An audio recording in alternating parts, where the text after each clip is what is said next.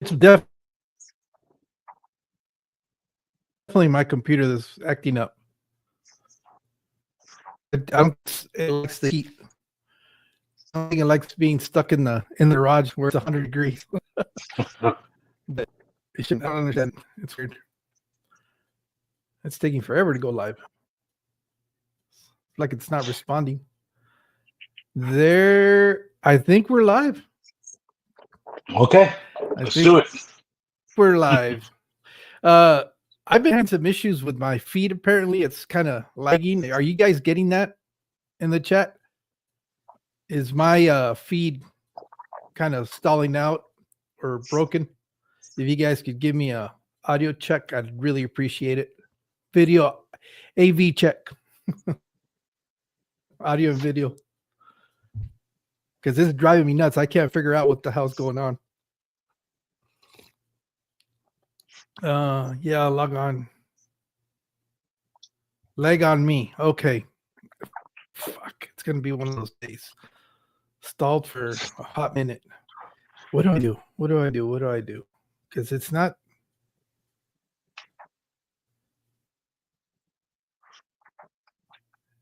It's the internet.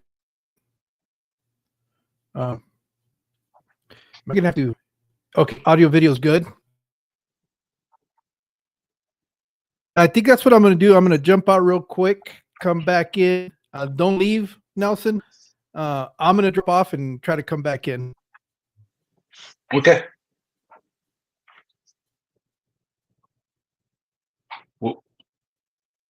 Leave studio.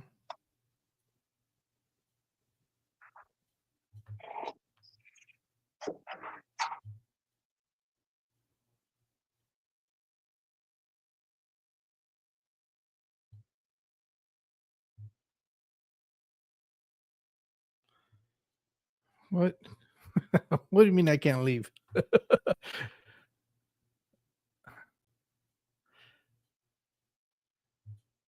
Creating.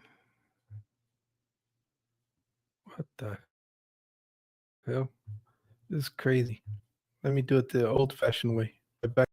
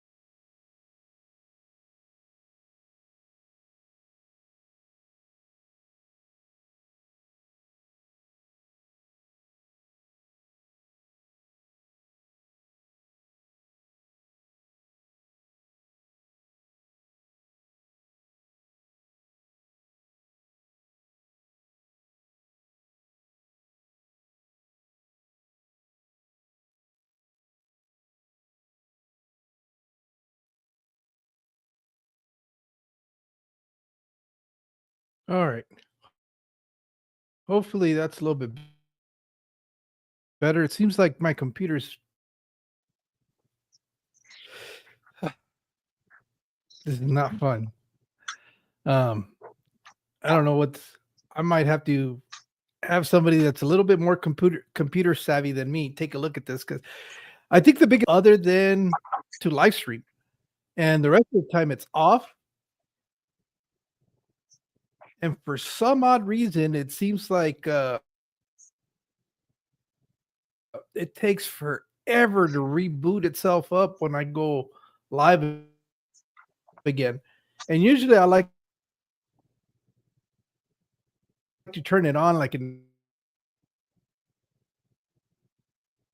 hour before we live stream to try to see if that'll work. But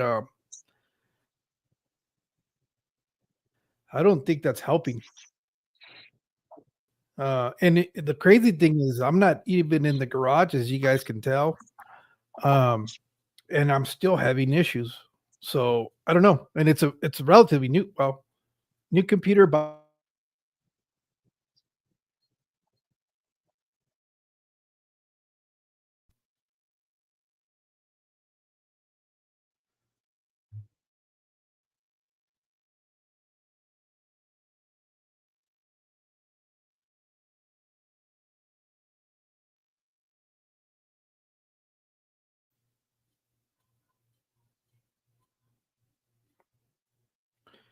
I don't know why it's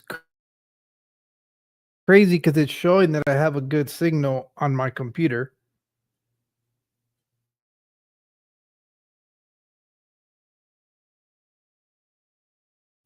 This is horrible. We can hear you fine. Just behind on the video. Yeah. Is this any better? It looks like now on the screen, but for some reason, my little indicator for the Wi-Fi thing in here, it's telling me that the connection is not good. This place where I'm at, which I know I can change.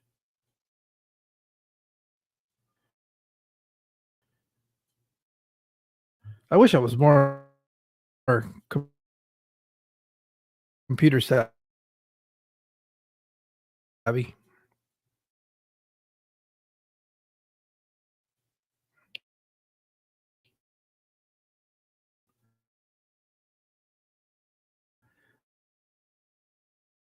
wouldn't be doing a lot of this beginner stuff, which is crazy, but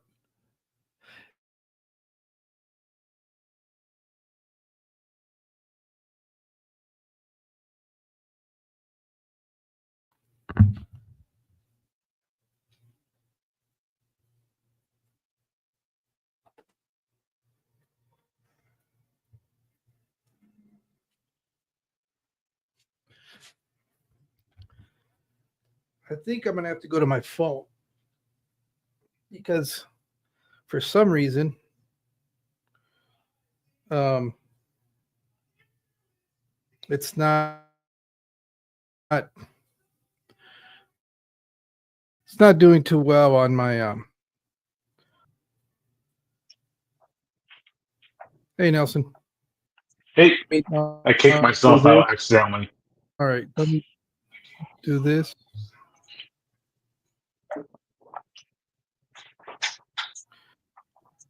Let me add this one.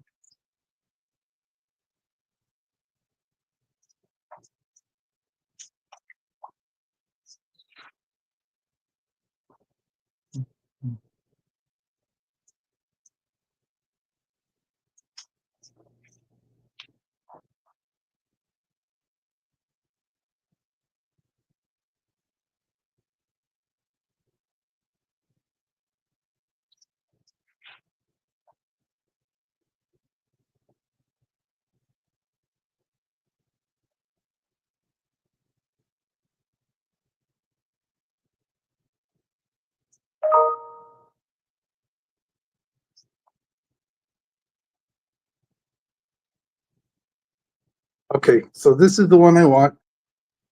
And let me get rid of this.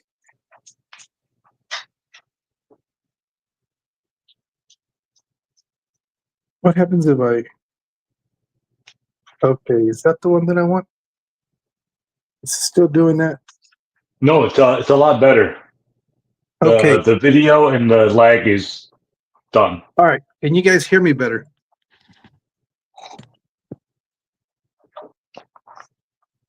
I can't hear you, Nelson.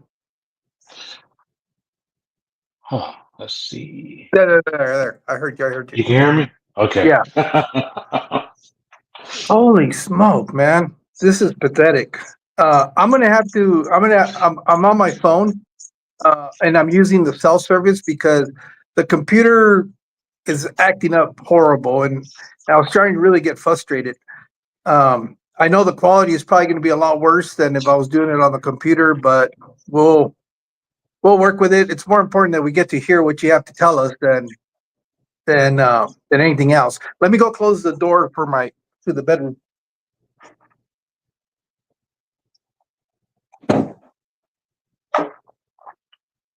All right, that should be better. So Nelson, how have you been, man? It's been a while. I've been doing great. I remember when you came to my shop, what, almost 2 years Years ago, ago. maybe? A It's year been a ago? year. It's been a year since I was there. Um, that was the first version of the fish room. And man, from where it is now, it's like light years ahead. And I remember when I decided to open that fish room, it was one of the scariest decisions I've ever made. Um, we were good with the live cultures. We were doing good with all that stuff. Um, but opening up to the fish was insane. And I told the story a lot, but I started this company with just $500, and it's been a journey. It's been a struggle, but it's starting to the vision's starting to actually develop. We brought in corals like 2 or 3 months ago, and yeah, it's exciting to see where this company is from 3 buckets in my living room. Well, not only that, you've actually done a pretty radical change in your personal life, meaning that when I met you, you were working at the San Antonio Zoo. Yes, I was at the zoo, and it was one of those things where I've been there for the last 8 years, and 3 years ago I started to ask myself, like, what is this everything that I'm going to do in my life? And I kept using my skills to benefit other people and other organizations and stuff like that. And I thought it was time to invest in myself, invest in Creekwood, and that's what we did. And not only do we have the live cultures and the fish room, but we also do aquarium service and maintenance. And that's also helped take this company to another level because that maintenance income is like nothing else. It brings in more than the fish, it brings in more than the live foods, but it also helps build the brand.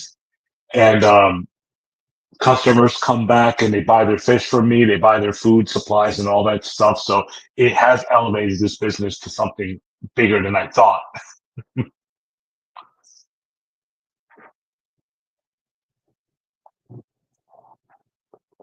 Okay, we kind of lost your audio there, Nelson.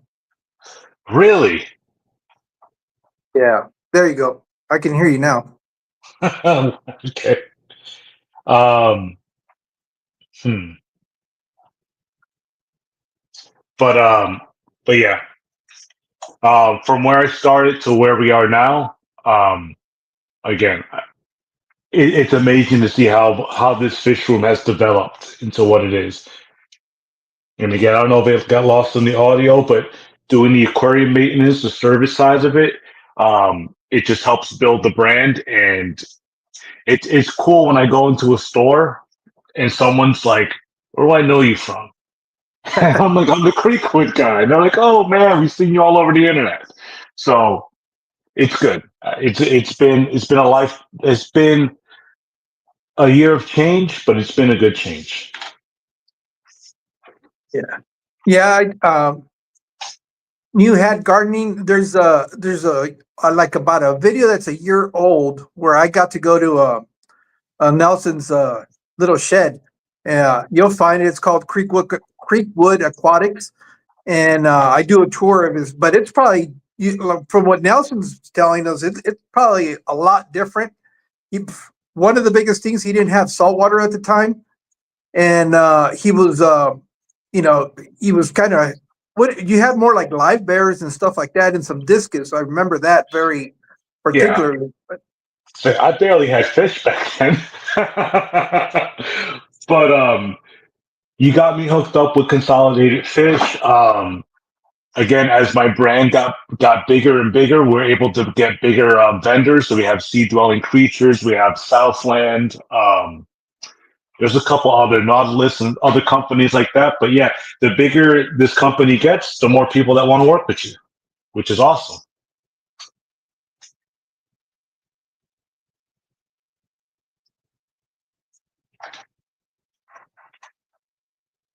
Did the audio go out again? A little bit, but it might be in my. I don't know why I'm having so much trouble because now I'm on my cell phone. It shouldn't be an issue, and I'm hating my life right now because there should be no reason why I shouldn't be able to hear anything you're saying because it's got nothing to do with the damn computer. I need to work all these bugs out. Mexicali, I understanding that you also need to do some updates videos. Actually, funny that you say that, Jeff. I might be sitting in the new location of my fish room. For those of you guys that have known me for a while, have known that I was relegated to the garage, which worked out pretty good for about 7 months out of the year. But as a matter of fact, right before coming on here, I'm sitting in one of the spare bedrooms, and my wife was kind of going because she walked in there and she thought, "You're going to go live in here?" And I was like, "No, I'm going to go inside and do it." She goes, "Yeah, it's too hot to be out here." I go, "I know. That's what I've been telling you for a while." So I might be taking over this bedroom. It's 10 by 11. If that happens, I am drastically changing my fish room. What do I mean by that? I'm probably going to go away from trying to breed stuff, and I'm going to do what I really like to do, which is aquascape. So what I'll end up doing is probably setting up just some display tanks. And so that might be coming down the pipes. I might do a little video real quick, kind of show you where it is that I'm going to put stuff. I'm debating with what size tanks I want to go with because I kind of want to maximize the space. You know, that's always an issue when you have a small area. But that's for something for another day. We're here to talk about Nelson. Now, I know you said you started your fish room. So what was first? Was it the fish room or was it the live foods? Because I kind of know you because of that's how I got to know you. And then eventually I ended up hooking up with you and I found out about your fish room. But for me, Creekwood Aquatics, it's always been about the live foods that you sell. Is that still a big part of your business or not? It's still a huge part. So yeah, the company started with the live foods. I thought because we've been doing phytoplankton at the zoo and I saw the effect that it had on the coral, I brought that whole process to the zoo and I decided to bring that home. And then I got hooked up with a guy who was doing Daphnia, and I never seen live Daphnia before. I've always seen it frozen, freeze dried. I've never seen it alive. And the second he showed me this amazing little shrimp, I was like, I need to do this. And it took me about three attempts. And each time it cost me about $30 a piece. But I figured out how to cultivate these things, and that revenue from phytoplankton and Daphnia is what financed the fish room, which was amazing. And then, yeah, the fish room pretty much financed itself. I mean, it's nice, but I don't have to dip into my own funds to keep it alive. In the beginning, it was like on life support. It's like every fish order I made, to me was like a big deal. It was $350, but it took a big chunk out of my wallet. But now the company pays for itself, and now my orders are anywhere between $700 to $1,000, which is still small compared to all the stores in this area. But again, starting with this small fish room, starting with $500, that's pretty impressive that we're able to continue generating money like that.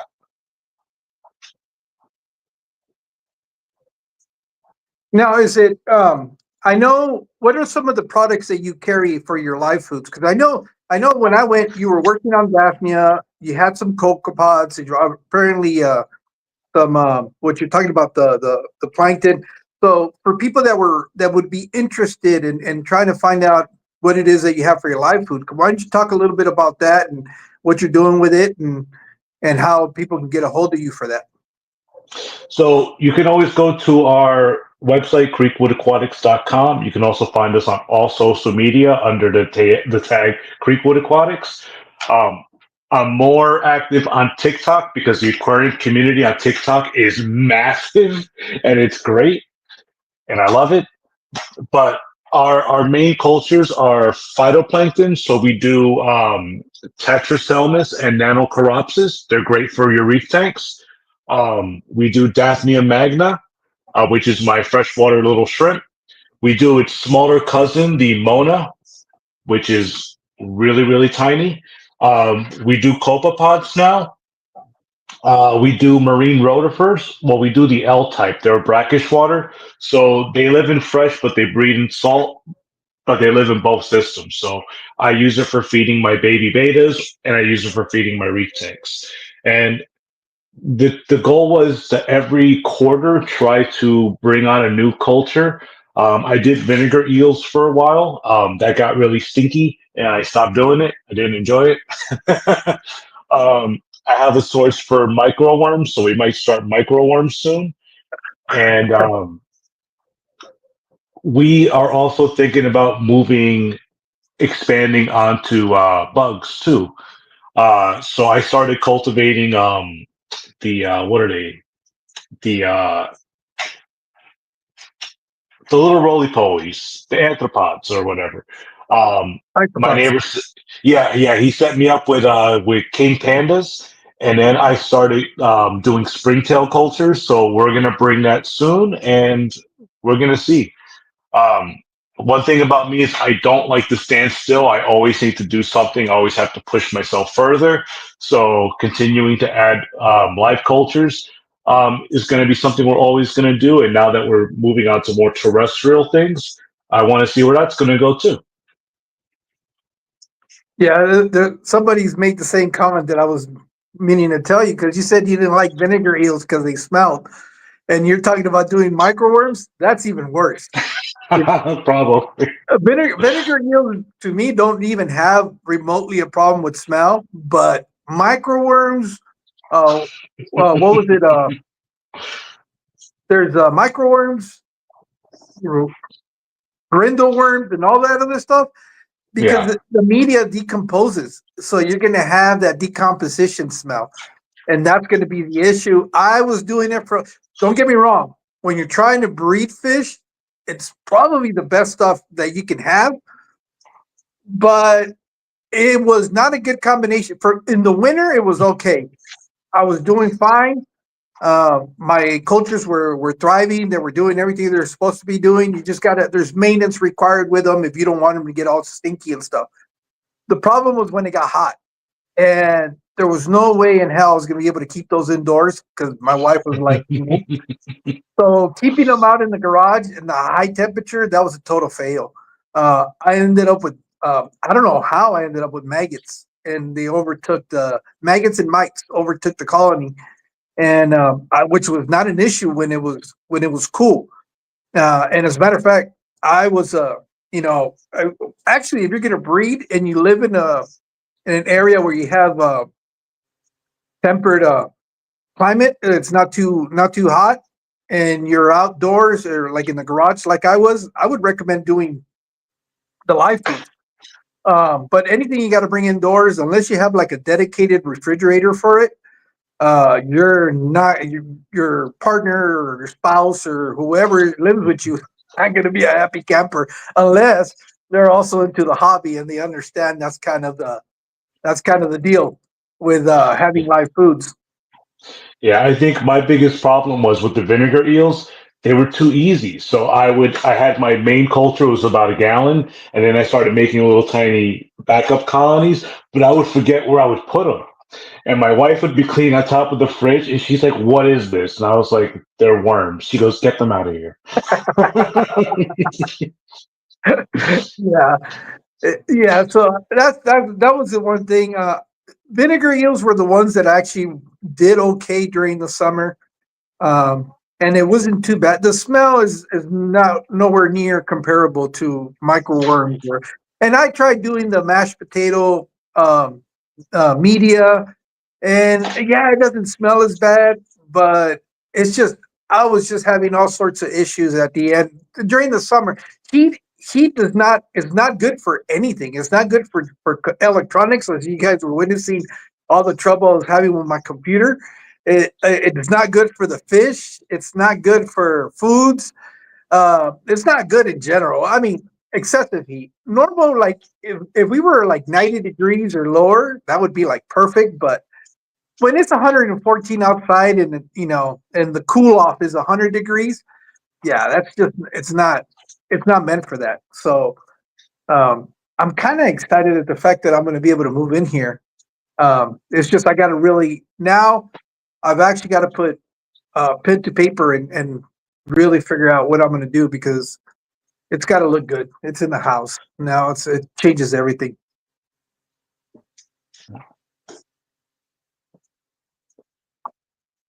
So, what are your plans with your fish room, Nelson? I mean, I know you said you've added some salt water and stuff like that.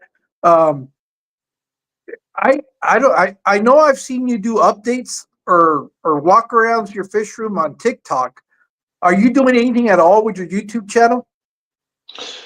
When I remember to upload stuff over there, yeah. Um, for me, the YouTube process is just kind of like it's not fun. It's not fun to upload stuff sometimes. It's real tedious, and then you get like I get like 20 views on a video, and I'm just like, yeah, but that's it. But the fish room yesterday, I started taking some shelves down. We're adding a refrigerator because we're going to start bringing in frozen foods and some refrigerated stuff. I'm preparing my dry goods section, so I have to move all my betas over and get them on the beta rack that I need to finish building. And then I need to finish installing my final two saltwater systems. And then that room is pretty much going to be maxed out. There's no more room for fish tanks. There's about 700 gallons worth of volume in there. Wow. Yeah, and doing 700 gallons worth of water changes yesterday was a pain in the butt. But that's my fault because I've been letting them stack because I've been out servicing people's aquariums. I was like, I'll get to it later. I'll get to it later. But, after 2 weeks, I'm like, all right, there's no more laters. It needs to get done today.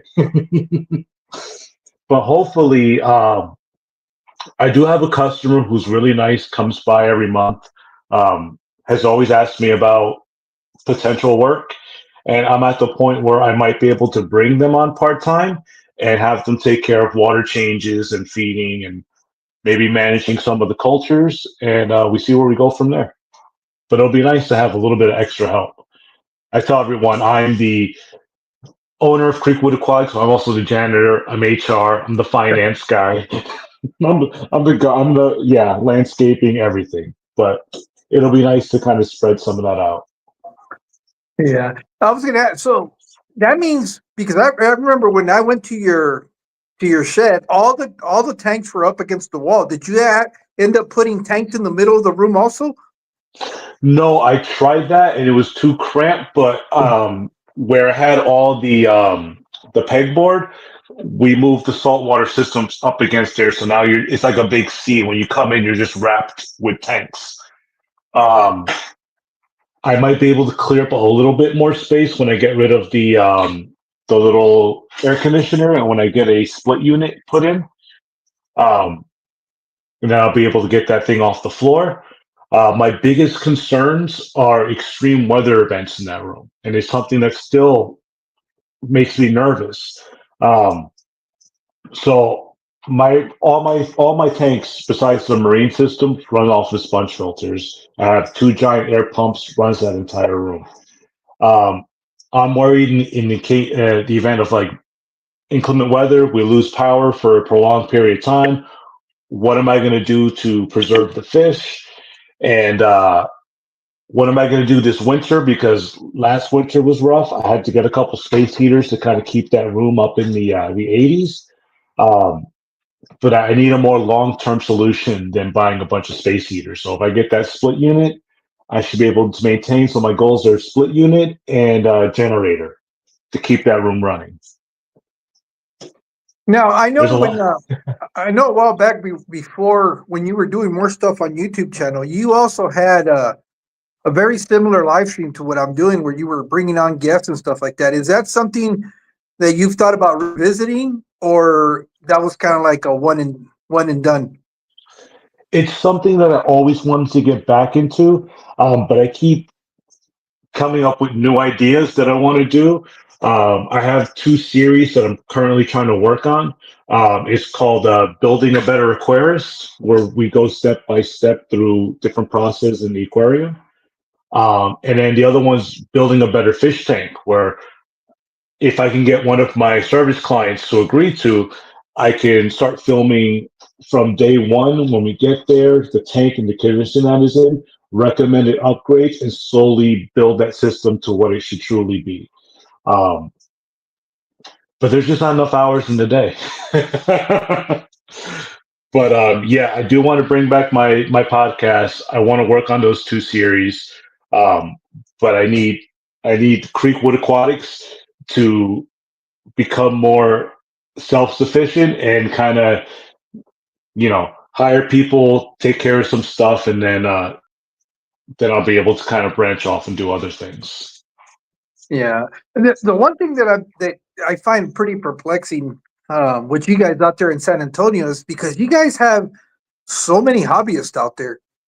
And I was really surprised when I found out that I guess the club that they were trying to start up kind of lost momentum, and now it's kind of like sitting idle. Nobody's doing anything. Any chance that you guys get that club going again, or is that pretty much dead in the water?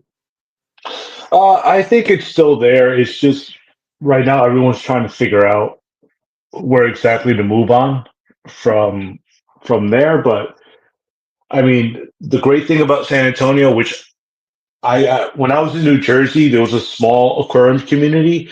But when I moved to San Antonio, I met the cichlid breeder, I met the pleco breeder, I met the angel breeder, I met the snail breeder, and I was like, "There's a lot of people here."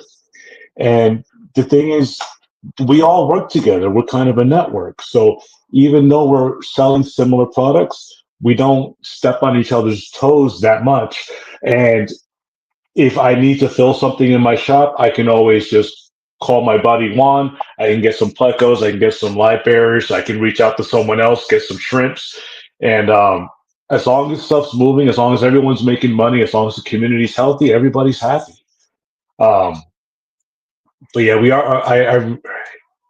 I always want there to be a San Antonio Fish Club that's active and healthy. But yeah, things kind of just go up and down. I know there was a club in Austin that I went to a couple of auctions, and it was a great experience. But that club dissolved too, and I think that's just a sign of the times. I think the hobby becomes a little bit more expensive. I always notice when I'm on Facebook Marketplace, um, every few months, I just see a wave of people just breaking down tanks, putting their tanks for sale, and it makes me sad. And that's also why Creekwood Aquatics is here, um, because I want to inspire people in my town, my city, to get into the aquarium hobby and to build something. So I'm also working on like basically like a little boot camp where people can come out here. We can learn how to put systems together, and then they can go off and do their thing. But this hobby has given so much to me that I felt it was time that I start putting back into it and just growing this company.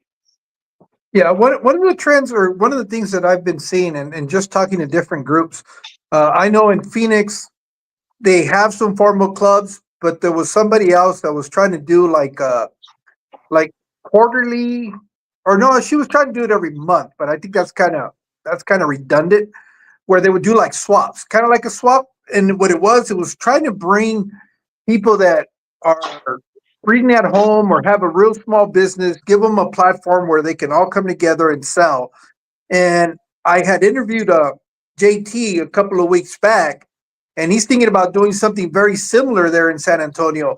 And I'm starting to think maybe that for places that don't have established, traditional fish clubs, where you have the meetings and you try to bring in guest speakers and stuff like that, that might be an opportunity to start getting people together a little bit more consistent than actually having a physical meeting. Because here you give an opportunity for local breeders in the area to be able to sell, small businesses to set up a table, relatively inexpensive for most part, and get to know the people in the community. And then maybe if that starts turning to success, start trying to turn it into actual club. But I think to try to start a club from ground zero, I don't know if that's really the thing, because the whole goal of fish clubs, or at least the traditional fish clubs, is the guest speakers. Trying to get guest speakers to come in and do presentations. A lot of the times they go with local people doing it, but then, after a few meetings, you kind of run out of that. And now you're trying to figure out what you're going to do for the next meeting. A big attraction to club meetings has always been the auctions. And that's where a lot of the fish clubs generate funds, besides the memberships. But I think this whole idea of doing the swaps, where the big portion of the proceeds go to the vendors, and they help subsidize the cost of the event.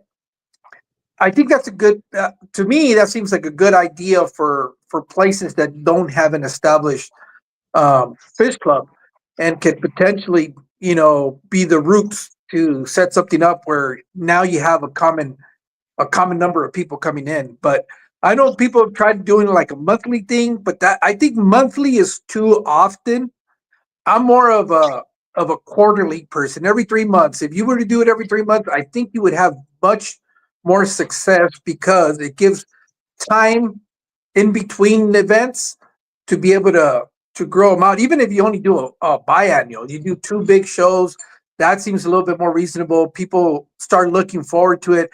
The problem with the every month that'll happen, the very first couple of ones will draw a lot of people because it's the new thing. But then they start going, oh, if I miss this month, I know next month's coming around the corner, so I'll just wait till next month. Whereas if you don't have them every month, then you kind of go, oh, if I miss this one, it's going to be this many months before I get an opportunity to go to one of these. So I think that the more spaced out they are, I think you have a better, one, opportunity to promote, and two, of people to be able to plan accordingly and go, okay, yeah, I can't miss it because it's going to be a few months out. Yeah, it's about keeping it special. Yeah, so the thing with the shows, I like to bring odder, like rare stuff, stuff that you're not normally going to see in the local fish stores. But yeah, that kind of loses appeal if it's just there all the time. So I know what you mean. Like we're bringing in tomorrow, we're bringing in some pom pom crabs. And I'm really excited for those freshwater pom pom crabs. Okay. I don't know why, but they make me giggle. I love them. So I got a couple other things. are those Yeah, similar to the fan shrimp? The ones that water column feed, or like is the it? like the bamboo, or yeah. So they kind of do their own thing. They have their little claws, and they got these little hairs that kind of stick out, and they just kind of put that between the gravel, and they pick up the tridus and they eat it. Oh, Um, yeah, they're really cute, and everyone asks me if you can keep them with shrimp, and I told them with caution, because the first time I added them to my shrimp tank, the next day I found one with a shrimp in 2 pieces, just hanging out, just eating each piece, and I was like, okay, maybe not with the shrimp. well, I guess it would be if you're trying to breed for profit, it probably won't be good. If you just have shrimp and you have shrimp because you like them, it might not be. Maybe you can pull it off, especially if you give the shrimp enough hiding areas, it'll just kind of control the population so that you don't have this boom of shrimp.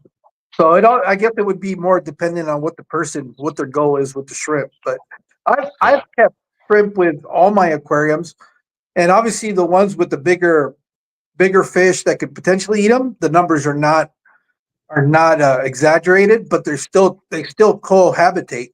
It's just they kind of nibble on the weak or the slowest. And then if I keep them in tanks where there's no large predators that can consume them, obviously the population increases there. What I have noticed though is when I don't have fish that could potentially predate on shrimp, I find planaria.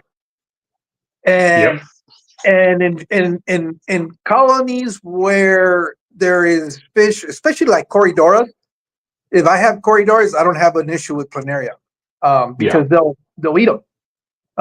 They'll snack on them. But I have one tank where I had what can I think? Antlers. Why was that so hard? I have antlers, and I don't have any cories in there or anything else in there. In that tank, I started seeing planaria. I don't know where they came from, but and I was like, oh shit. So I had to add a couple of cories in there, and that was, they did away with that. Yeah, I try to keep that stuff down. Luckily, I haven't had planaria. I haven't had hydra in my system. I have noticed people who feed heavily in brine. They tend to have a lot of hydra in their systems, and that's just a nightmare I never want to find myself in. Hydra has never really been a problem for me. And I had it when I was trying to grow out the angelfish, and I don't know where it came from, but in that little 5-gallon tank where I had to fry, I started noticing hydra in there. And I was watching a video or something, and somebody said to throw some live bears in there, so I threw a platy in there, and the platy did away with it. It ate all the hydra that was in there, and that was not an issue anymore. But I don't know. I guess I don't have a lot of those issues because I seldom have like species only tanks. Mine are all multiple species in a tank, and I think that helps control some of these pests that could thrive if there's not something that can predate on them. And I think that's why I haven't seen them that big of an issue in those tanks. But I noticed that the minute that I don't have, like in most of my tanks, I'm going to have cories in them.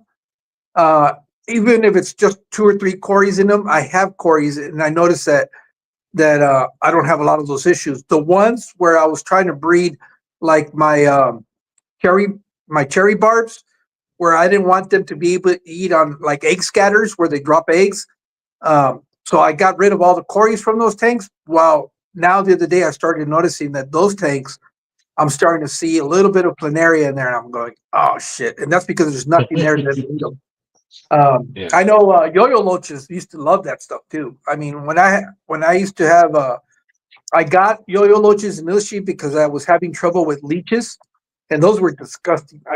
I used to hate having to stick my hand in the water because I thought the leeches were going to stick to my hand. I'm just so paranoid about leeches, and I was trying to figure out a way to do it without having to nuke the tank, and I figured, hey, since loaches will eat snails, why would they not eat the leeches? They don't even have to work that hard for them. And I put them in there. I put some yo-yo loaches. I had 3 in this 55-gallon that I was having issue with the loaches. They cleared that out within a month and a half, no more. And I've never seen the loaches come back again. I don't even have the loaches anymore because they eventually ended up jumping out of the tank one by one. And but I was kind of bummed about that. But yeah, I know that those people that set up like community tanks, that's why a lot of the times they don't have issues with pests. I notice it more with breeders that are doing specific only, that a lot of the times you start seeing, like, especially like when it's only shrimp, because shrimp won't predate on anything. They don't, they're not going to eat anything that goes in there. And those people are usually the ones that will either have planaria or hydra or something else that's going to be problematic for them. And but it's just that's what I've picked up on over the course of doing this. That I noticed that in my community tanks, it's not an issue, but I have bottom feeders, middle swimmers, and top swimmers of the water column, and they tend to keep the tank in check for the most part. Yeah, like having a little complete ecosystem. Yeah.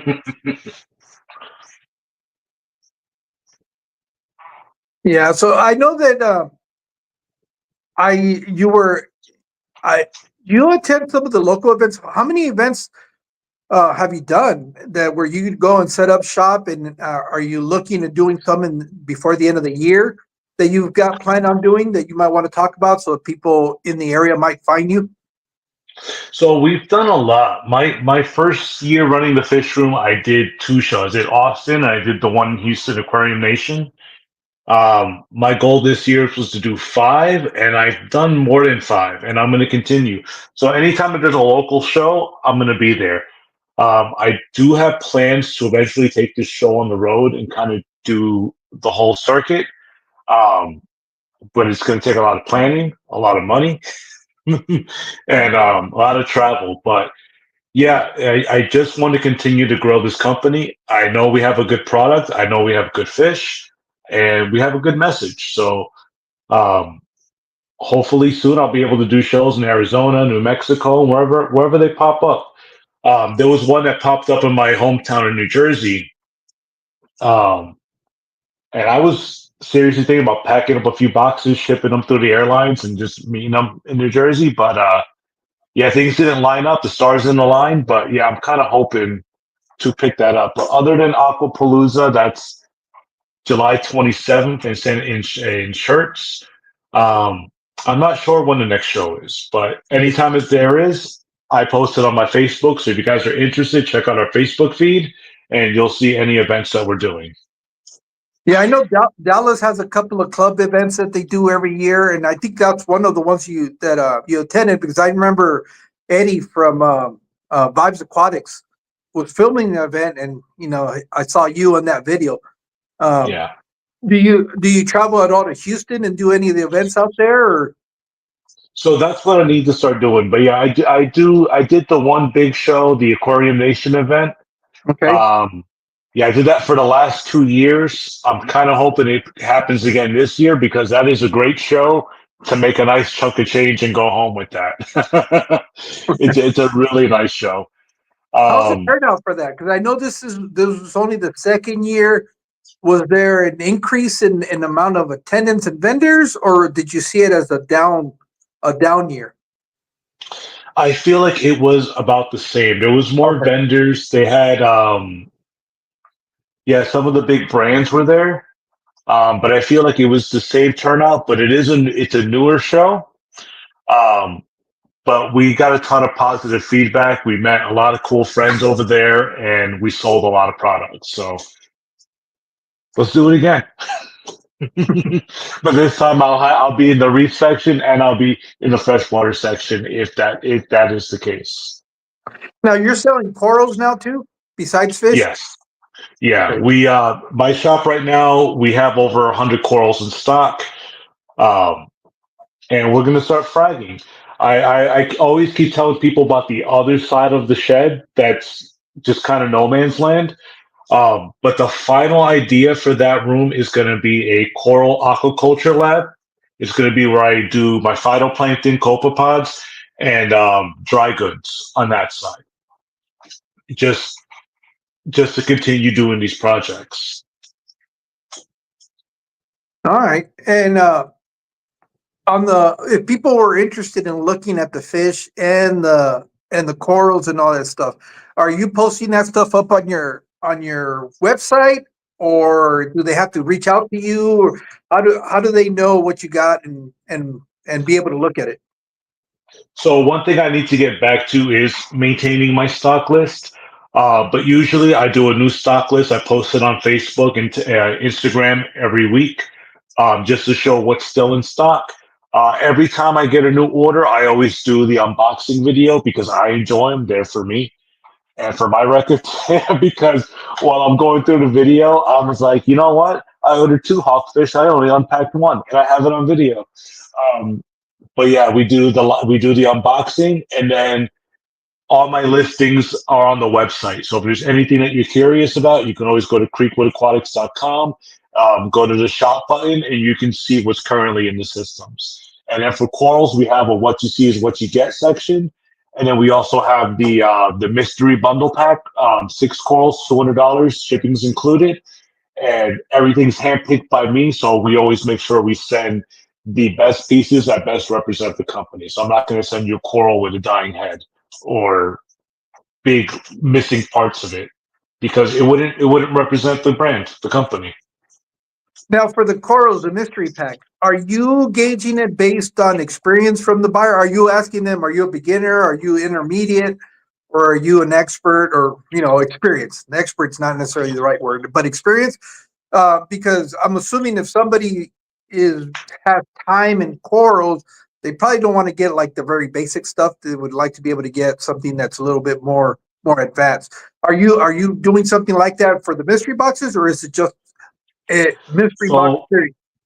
So when it comes to the mystery box, the idea behind it is going to be beginner to intermediate.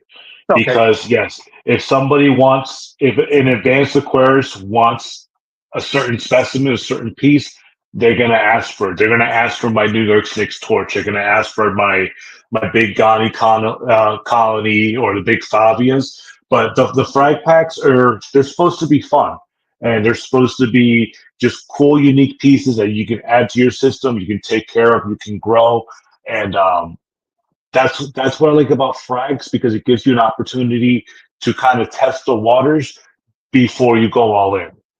Okay. That's why I like them. Yeah. So, well, and then that would be for that.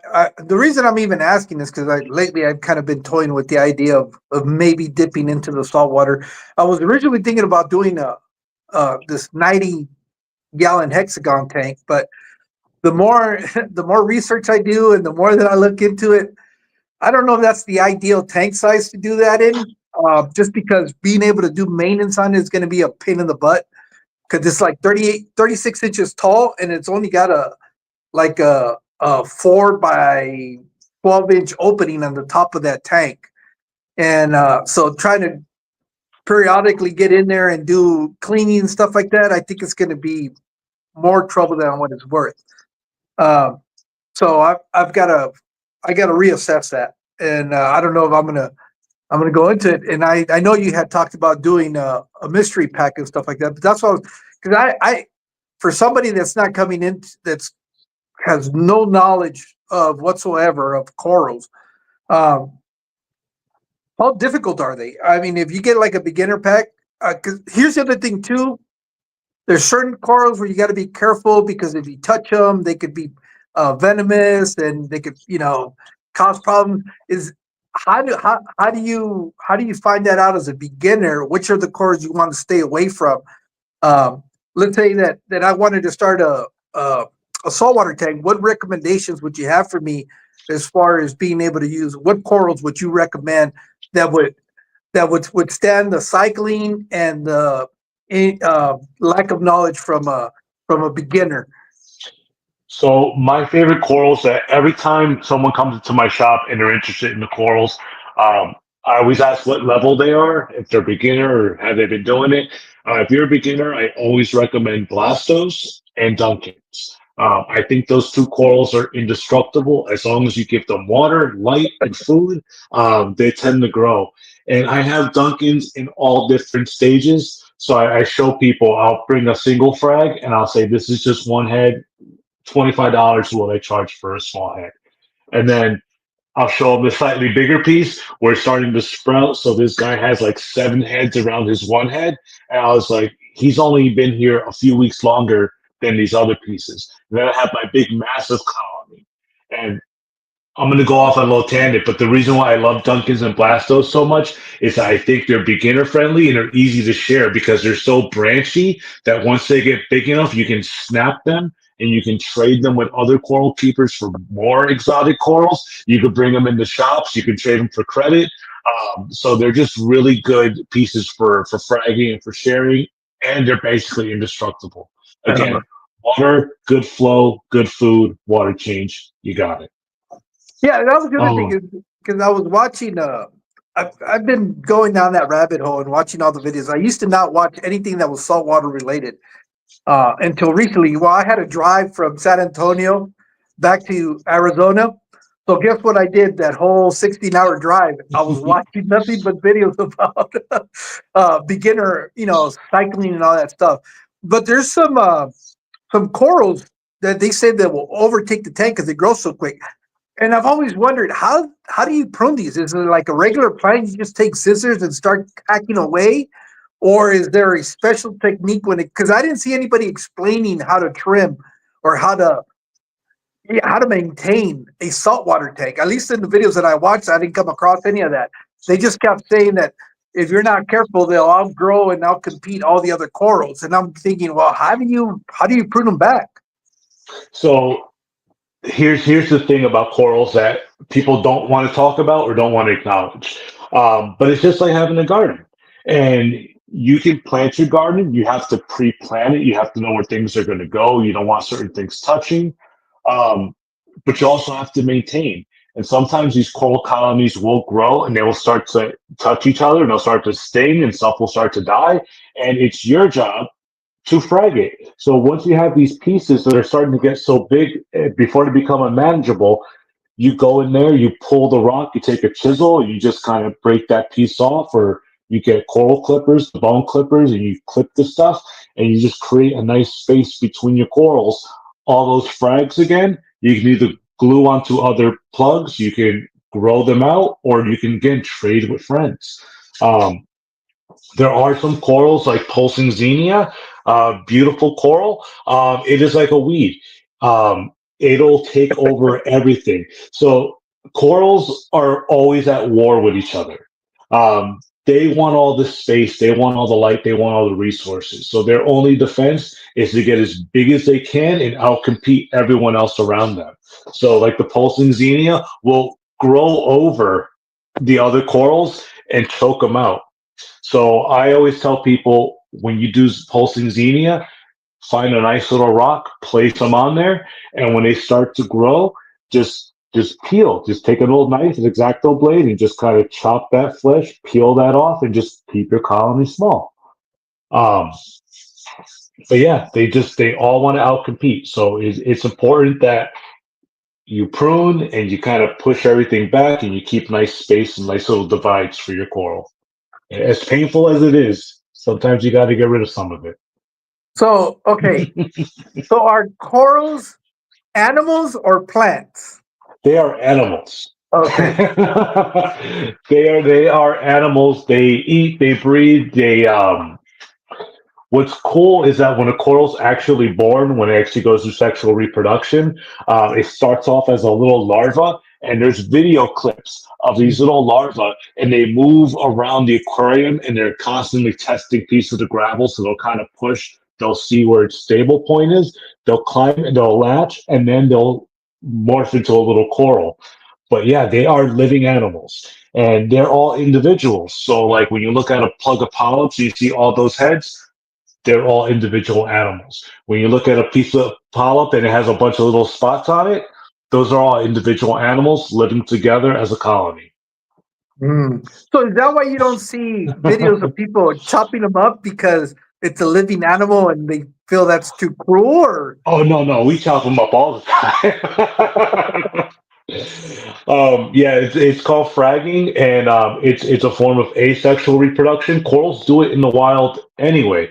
Like I said, the pulsing xenia, the most obnoxious thing that it does is that when it grows real big, sometimes it'll actually break off a piece and chuck it away, and that piece will tumble and it'll go somewhere where you don't want it to be, where you won't notice. And then a few months later, you have another colony over here. I'm just like, I need to get rid of that.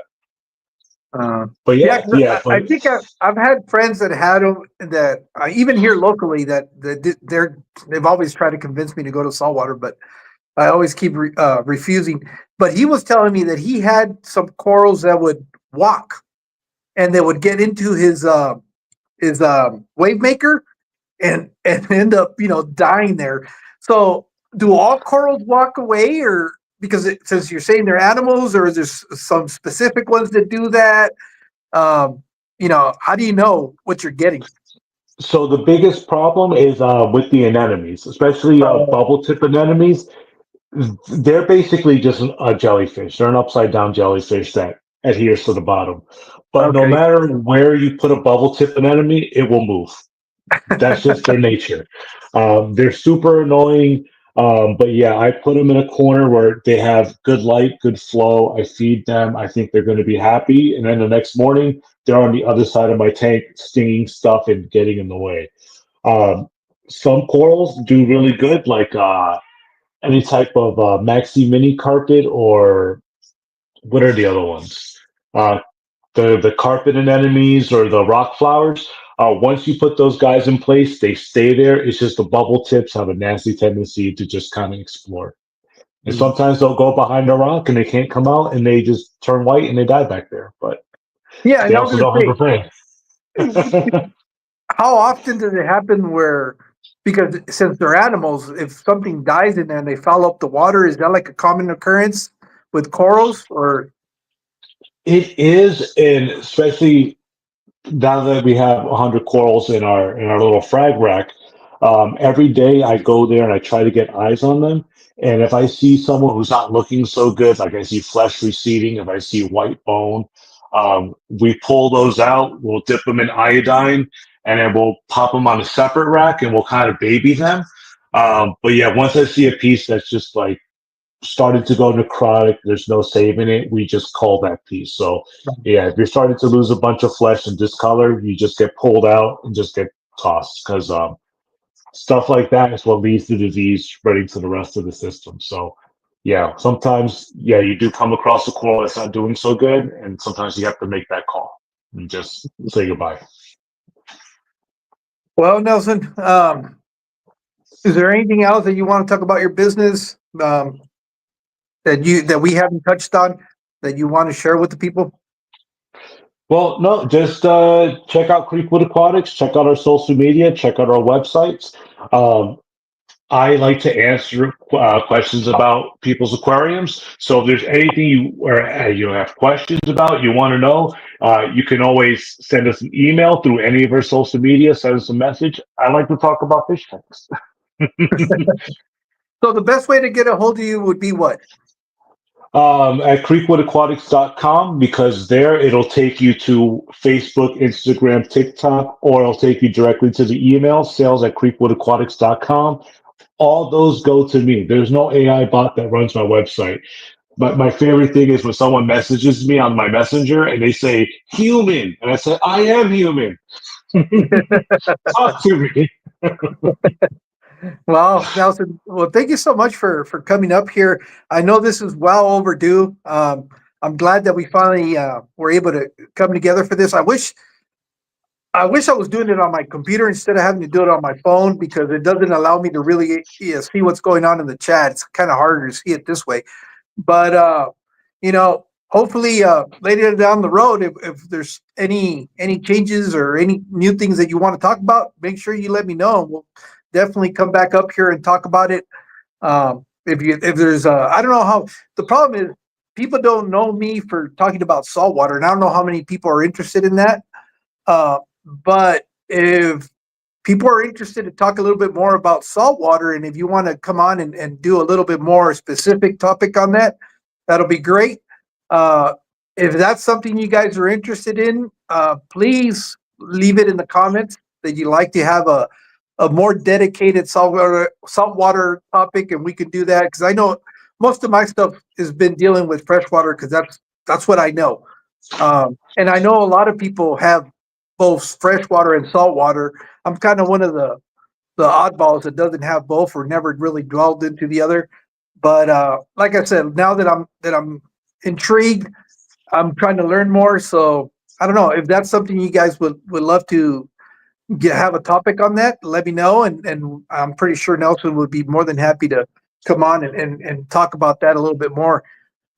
Also, before we get out of here, Aquafunk is live. If you guys are looking for another stream to go to, make sure you go check out Aquafunk. I just got the notification that he just went live, so go over there and show the support as much as you guys show the support to me. With that being said, thank you guys for being here, and we'll see you tomorrow with New Loco Austin. And hopefully I don't have the issues that I had today. I'm gonna have to work on that right now to make sure that that's not a ongoing situation. So with that being said, thank you guys. Nelson, any last words before we get out of here? No, thank you for having me. It's been a pleasure. All right. Well, thank you guys, and I'll see you guys again tomorrow. You guys have a good one.